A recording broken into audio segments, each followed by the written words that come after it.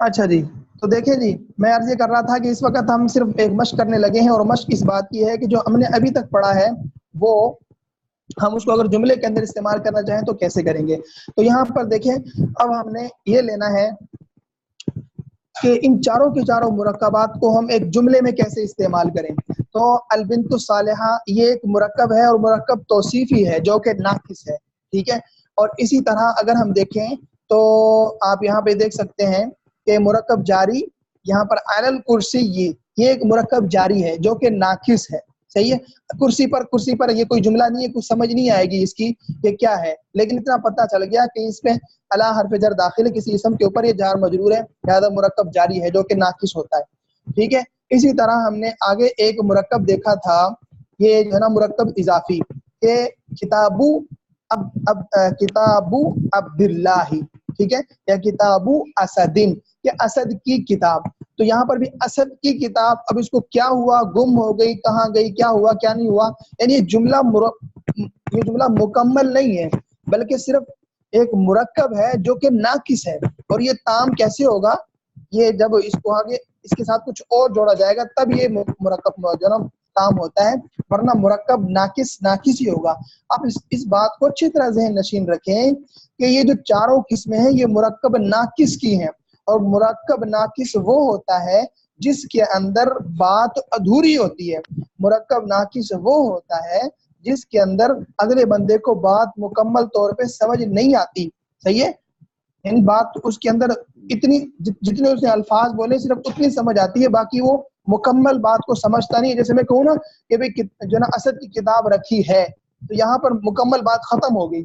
اب اسد کی کتاب یہ جملہ تو بن رہا ہے، ٹھیک ہے، یعنی مرکب تو ہے یہ اسد اور آگے کتاب، دو لفظ یہاں پہ ملے ہیں، لیکن یہ جملہ نہیں ہے کیونکہ دو چیزیں مل رہی ہیں، لیکن اس سے کچھ خاطر خواہ ہمیں حاصل نہیں ہو رہا کہ اسد کی کتاب کو کیا ہوا ہے. تو ہم نے پہچان لیا کہ مرکب اضافی ہوتا کیا ہے، سارا کچھ دیکھ لیا کہ یہ مرکب اضافی ہے. اسی طرح جیسے کتاب وسد نافذ الغرفاتی صلاۃ الفجر قلب المسلم، مسلمان کا دل، یہ سارے کے سارے کیا ہیں بھائی، مرکب اضافی.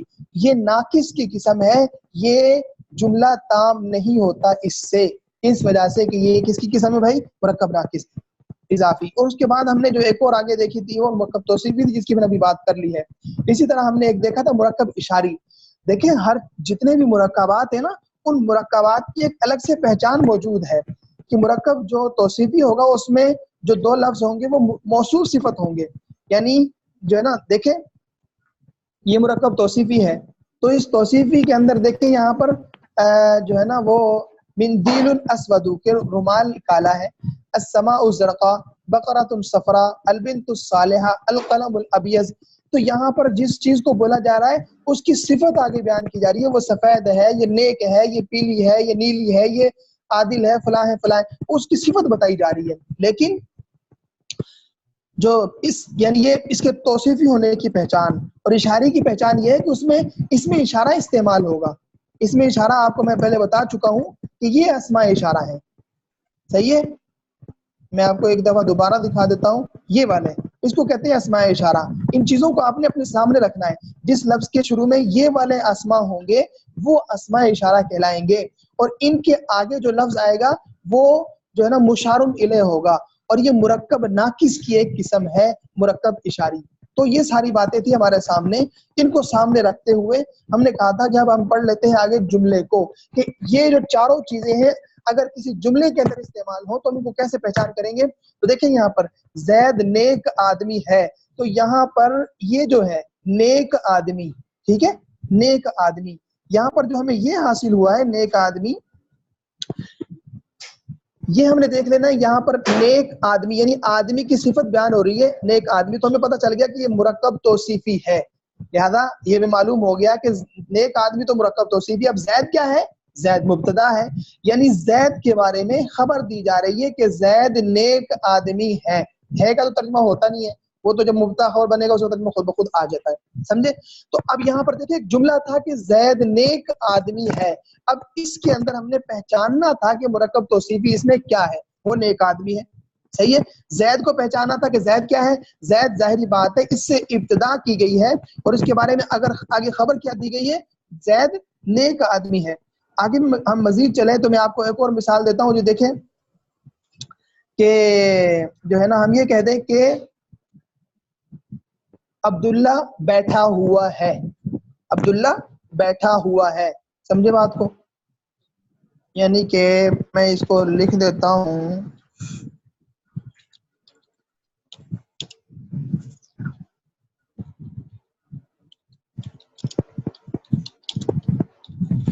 جی عبداللہ بیٹھا ہوا ہے، صحیح ہے۔ اب یہاں پر دیکھیں، اب آپ نے یہاں پہ پہچاننا یہ ہے کہ یہاں پر یہ کیا بن رہا ہے،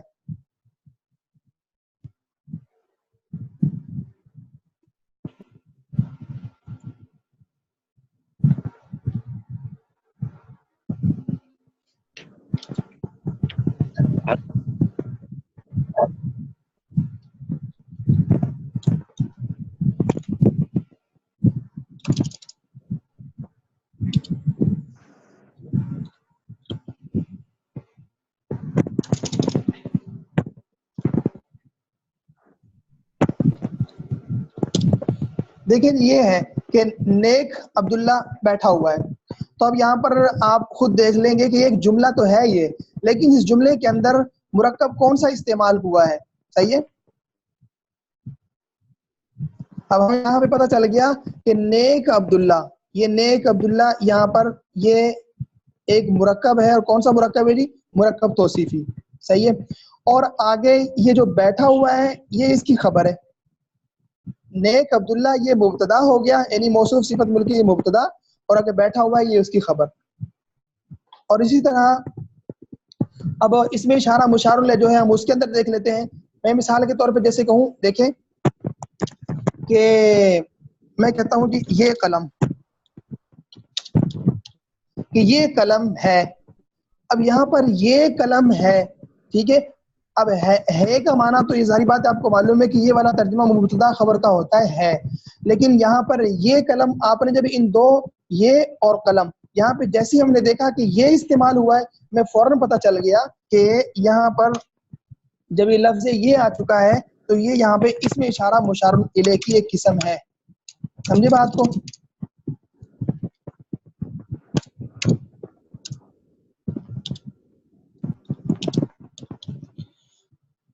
ہم نے جیسے ان دو کو دیکھا، یہ ہاں میں نے یہ کو دیکھا تو ہمیں پتہ چل گیا یہ اس میں اشارہ ہے۔ جب یہ اس میں اشارہ ہے اس کے بعد جو آگے قلم آئے گا یہ مشار الیہ ہوگا، صحیح ہے۔ تو ہم نے دیکھ لیا کہ یہاں پہ اس میں اشارہ مشار الیہ، یہ دو چیزیں، یہ قلم ہے، صحیح ہے۔ تو یہ دو چیزوں کے بارے میں ہمیں پتہ چل رہا ہے، یہ قلم یہ تو ہو گیا یہ قلم۔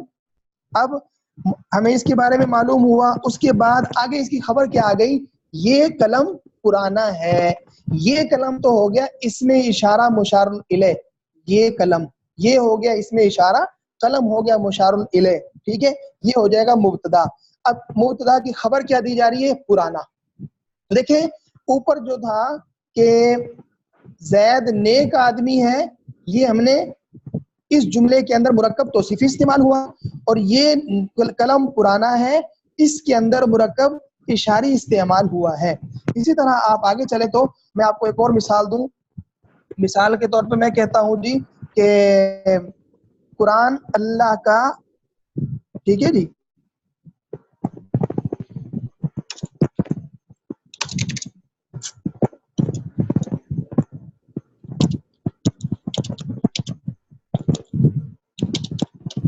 میں کہتا ہوں جو قرآن اللہ کا کلام ہے۔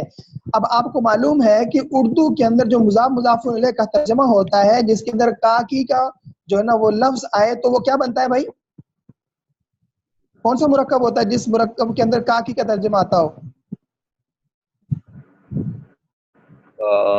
مرکب اضافی ہوتا ہے جی۔ تو لہذا ہمیں پتہ چل گیا کہ یہاں پر اس جملے کے اندر یہ جو الفاظ ہیں اللہ کا کلام، یہ یہاں پر مرکب اضافی ہے، صحیح ہے۔ تو یہاں پر اس جملے کے اندر مرکب اضافی کو استعمال کیا گیا ہے، اور قرآن اس کے ذریعے سے ابتدا کی گئی ہے، تو قرآن مبتدا ہوا اور اللہ کا کلام یہ اپنا مل کر، یعنی کہ مضاف مضاف الیہ یہ مل کر اس کی خبر بن جائے گی۔ تو دیکھیں یہاں پر ہم نے یہ تیسرا جو تھا یعنی مرکب اضافی کو بھی ہم نے استعمال کر کے دیکھ لیا ہے۔ اسی طرح اگر ہم آگے مزید دیکھیں تو ہم کہتے ہیں جی ہم جو ہم نے مرکب جاری پڑھا ہے، اب مرکب جاری کو بھی ہم دیکھ لیتے ہیں کہ وہ کیسے جملے کے اندر استعمال ہو سکتا ہے.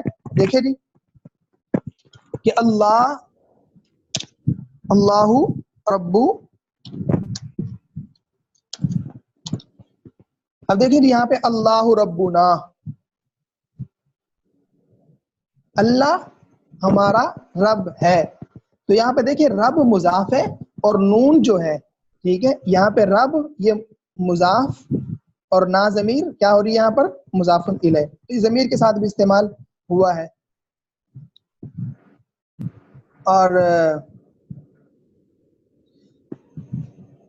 اب دیکھیں اسی طرح میں کہتا ہوں، مثال کے طور پہ میں آپ سے کہتا ہوں کہ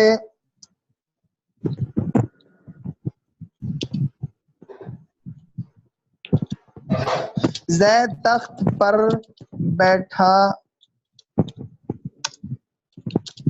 ہے. اب دیکھیں یہاں پر زید تخت پر بیٹھا ہے، تو آپ کو معلوم ہے کہ پر کا لفظ مرکبات میں سے تخت پر، زمین پر، ٹھیک ہے، یہ جو ہے یہ کون سے مرکب کے اندر استعمال ہوا تھا؟ مرکب جاری کے یہ اندر. حضرت سمجھے بات کو؟ حالت جی سمجھ آ گئی بات کی؟ جی جی حضرت جی بالکل. تو یہ مرکب جاری کے اندر استعمال ہوا تھا الا. تو یہاں پر دیکھیں یہ مرکب جاری ہے جو جملے کے اندر جس کو استعمال کیا گیا ہے کہ زید تخت پر بیٹھا تھا، کہ زید جالس علی السریر، کہ زید بیٹھا ہوا ہے تخت پر. سمجھے بات کو؟ یا زید علی السریر جالس. تو خیر اب یہاں پر یہی ہوتا ہے کہ جیسے میں اس کی عربی ابھی آپ کے سامنے بنا دوں تو اس کی عربی بنے گی جناب والا، میں اس کے اعراب تو نہیں لگاؤں گا، میں خالی ویسے آپ کے سامنے اس کو شیئر کر دیتا ہوں کہ زید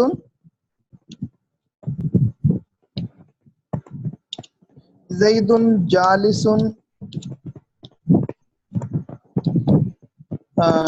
زید جالس علی السریر.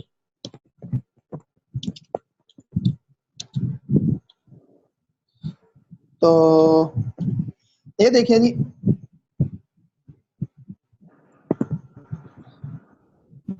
یہ آپ کے سامنے آپ کو نظر آ رہا ہے؟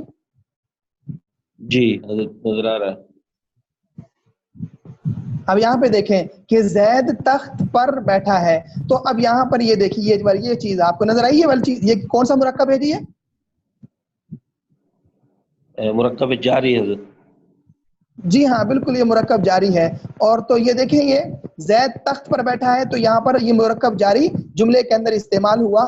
تو اس طرح سے یہ چاروں کے چاروں مرکب دیکھیں ہم نے اس کے اندر جملوں کے اندر ان کو استعمال کیا ہے. اب آپ کو بات سمجھ آئیے کہ ان چاروں مرکبات کو ہم جملہ اسمیہ میں کیسے استعمال کر سکتے ہیں؟ جی حضرت کچھ تھوڑی سمجھ آئی ہے. بہرحال آپ اس کی مشق کریں گے انشاءاللہ، تو مشق کریں گے تو پھر آپ کے سامنے مزید یہ واضح ہو جائے گا. ٹھیک ہے جی انشاءاللہ. تو ابھی جی مجھے اجازت بالکل. دیجیے. السلام علیکم ورحمۃ جی اللہ وبرکاتہ. السلام ورحمۃ اللہ.